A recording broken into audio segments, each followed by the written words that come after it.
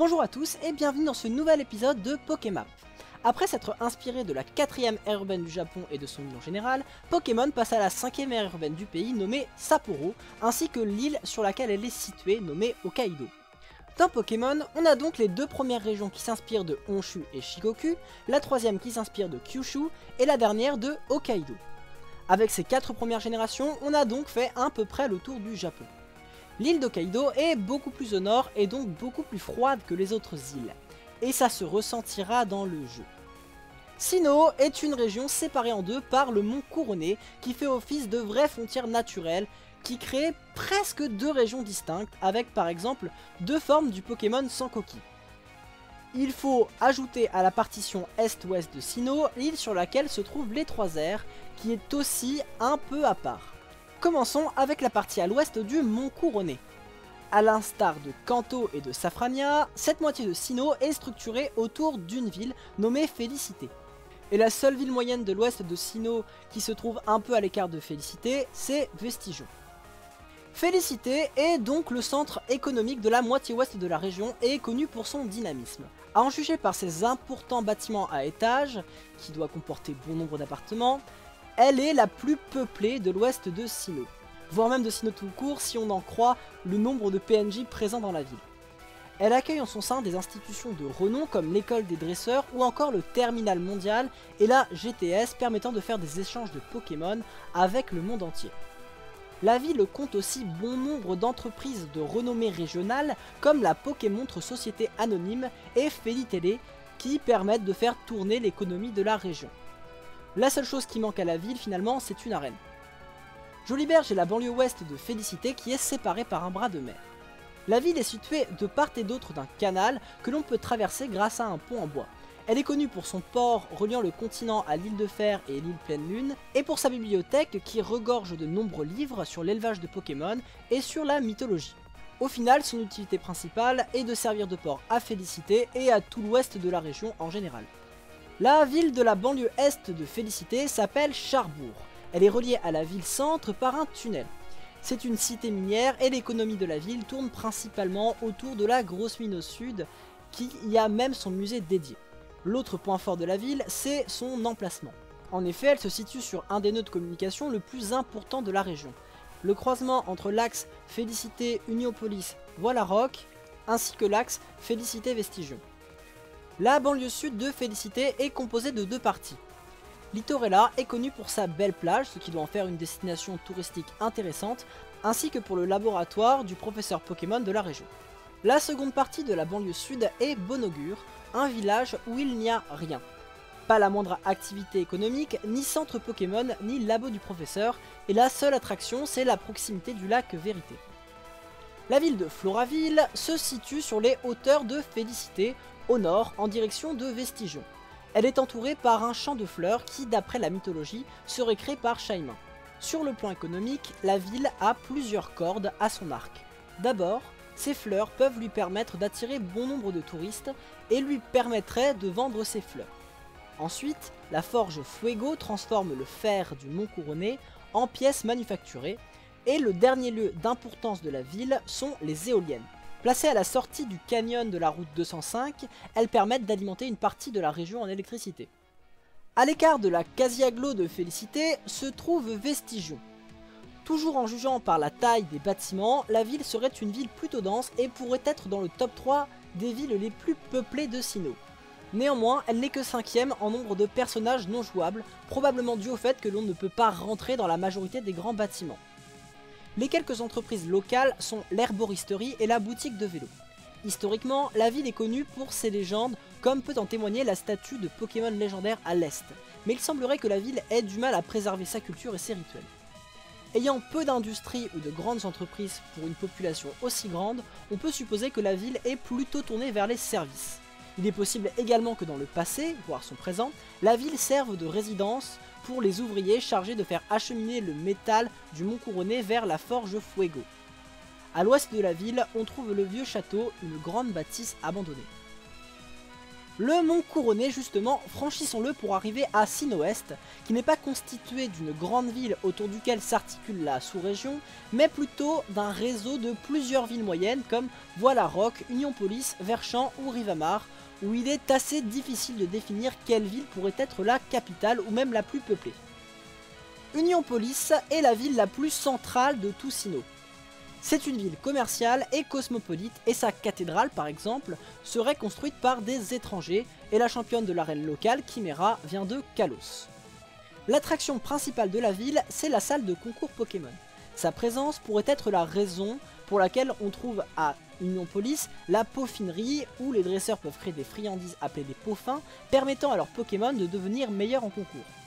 On peut également y trouver le fan club Pokémon et surtout le square paisible où les dresseurs peuvent y promener leurs chères bestioles.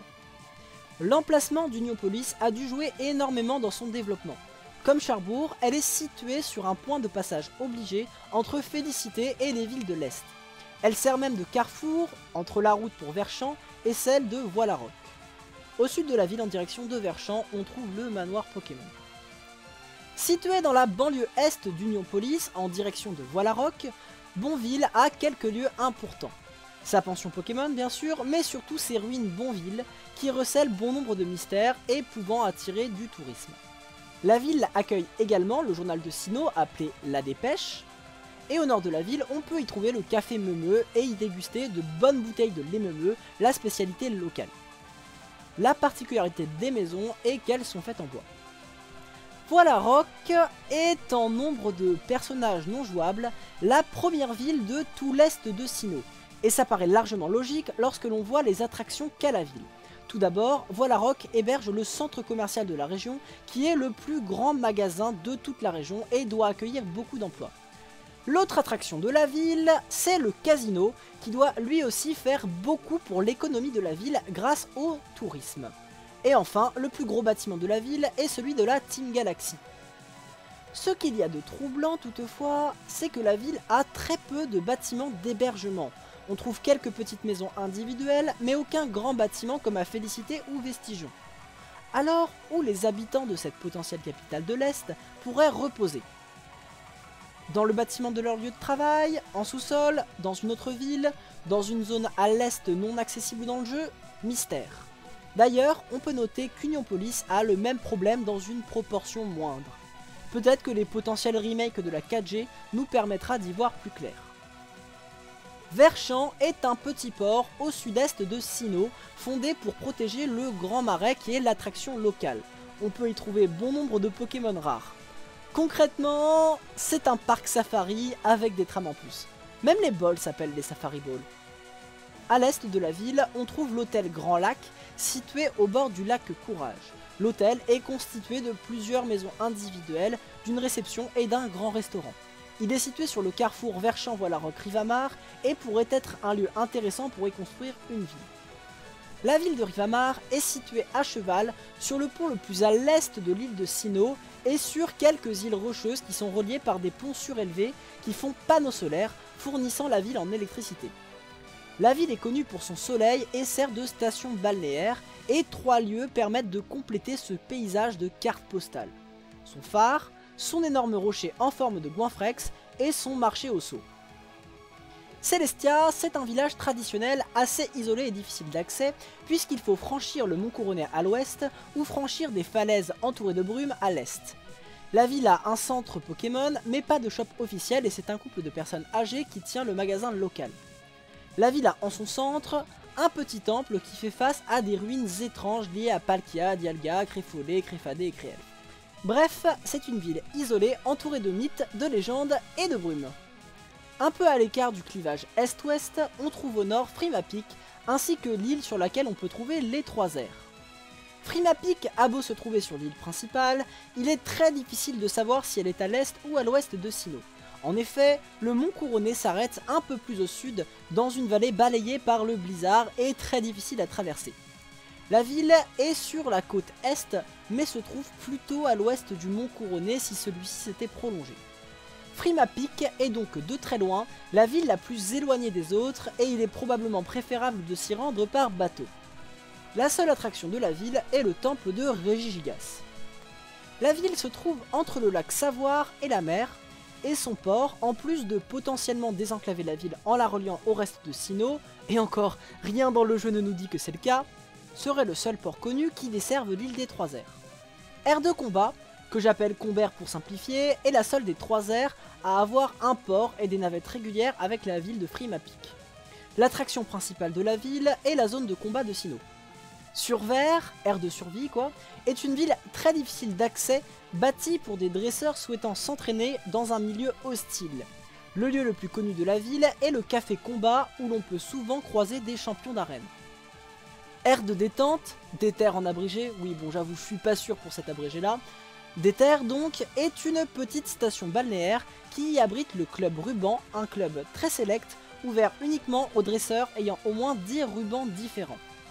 La ville ne possède pour le moment pas de shop, mais possède une grande villa et quelques piscines. Niveau originalité des routes, c'est plutôt dans la moyenne. Beaucoup de routes se ressemblent et ça reprend beaucoup de concepts de la première ou de la troisième génération. Quelques grottes, la forêt classique, la piste cyclable, des plages, un volcan, mais surtout niveau innovation, on a la vallée enneigée tout au nord ou encore la vallée à l'est de Celestia recouverte de brume. Et enfin, les trois lacs.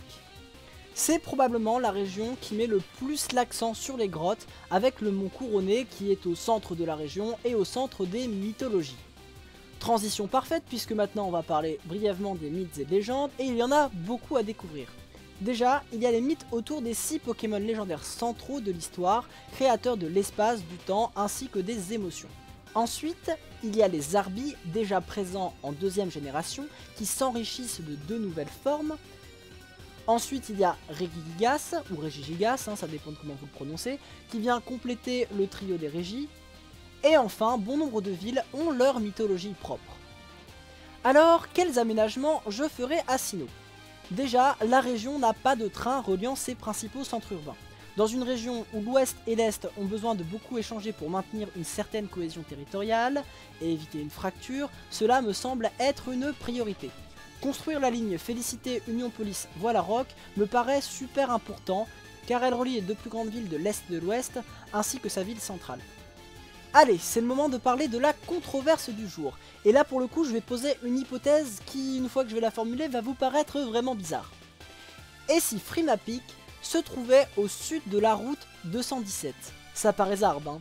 Bon, on va devoir parler de la rotondité de la Terre, des représentations cartographiques et du pôle Nord. Alors ça fait des siècles que lorsque l'on dessine des cartes, une question se pose. Comment représenter sur un plan en 2 dimensions la Terre qui est une sphère en 3 dimensions? Le spoiler est qu'il n'y a pas de représentation parfaite, et que si vous voulez représenter la Terre en entière, eh bien vous allez devoir déformer certaines zones. Par exemple, avec la représentation de la Terre en Mercator, qui est la plus communément utilisée, les pôles sont totalement déformés. C'est donc pour ça que l'on a dû créer plusieurs systèmes de projection des coordonnées terrestres. Pour l'Antarctique, on a donc développé un autre système de projection qui déforme très peu le continent. Sauf que bon, le pôle sud est au centre et donc si vous allez vers le bas de la carte en partant du milieu, vous n'allez pas vers le sud comme d'habitude, mais vers le nord. En fait, toute carte sur laquelle sera représenté l'un des pôles aura ce paradoxe. Sinnoh est une région froide. Même Frimapic, situé presque au niveau de la mer, est sous la neige en permanence. Cela pourrait donc vouloir dire que Frimapic est très proche d'un pôle. On pourrait donc imaginer que le pôle se trouve sur la carte. Mais où? Entre Frimapic et le mont Couronné, des arbres ont, malgré le froid, poussé un peu partout. Sauf à un endroit, sur une vaste clairière de la route 117. On pourrait donc supposer qu'il fait encore plus froid ici et que les arbres n'ont pas pu pousser à cause du froid. Et donc, ce serait le lieu jouable qui se rapprocherait le plus du pôle Nord. Cela pourrait expliquer pourquoi à Frimapic l'eau n'est pas gelée, ou encore pourquoi il semble faire plus froid dans le sud-ouest de Sinnoh que dans le sud-est de Sinnoh. En effet, Rivamar serait beaucoup plus loin du pôle Nord que Bon Augure. Cela pourrait aussi expliquer pourquoi l'île des airs soit tropicale malgré que sur la carte elle semble à la même latitude que Frimapic. Ajoutez à cela le Gulf Stream qui apporterait des courants chauds et la chaleur émise par le volcan et on a une île tropicale pas si proche d'un pôle que cela. Une autre hypothèse à propos de l'île aux airs et que les créateurs de la carte aient placé l'île sur la carte, là où il restait de la place comme on le fait parfois avec la Corse ou les territoires d'outre-mer sur les cartes de France. L'île pourrait se trouver au sud de Sino, vers Joliberge. Elle pourrait même être une presqu'île reliée au continent par Joliberge si on en croit la map de Sapporo, la région qui a inspiré Sino. Mais bon, ce serait bizarre que pour s'y rendre, il faille partir du port de Frimapic et pas de Joliberge, donc je crois assez peu en cette hypothèse. Pour conclure, je dirais que la carte de Sino est une bonne synthèse des efforts portés sur les maps lors des 3 premières générations. Les villes ont chacune leur utilité sociale comme en première génération. Le meilleur exemple c'est Félicité et ses villes de banlieue qui peuvent pas mal faire penser à Safrania.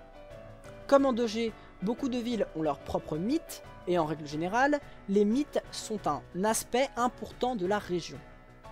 Et enfin, comme en 3G, il y a beaucoup de lieux naturels très variés. Alors Sino ne surpasse probablement pas les 3 autres régions là sur ces 3 points là, mais je pense que c'est la région qui a le plus cherché à combiner les 3. Et finalement, c'est un fait assez intéressant quand on sait que la 4G aura complété beaucoup de familles de Pokémon des 3 premières générations et sera le point final des générations de Pokémon inspirées du Japon. Voilà, cette vidéo est maintenant terminée. Si ça vous a plu, vous pouvez lâcher un like et vous abonner.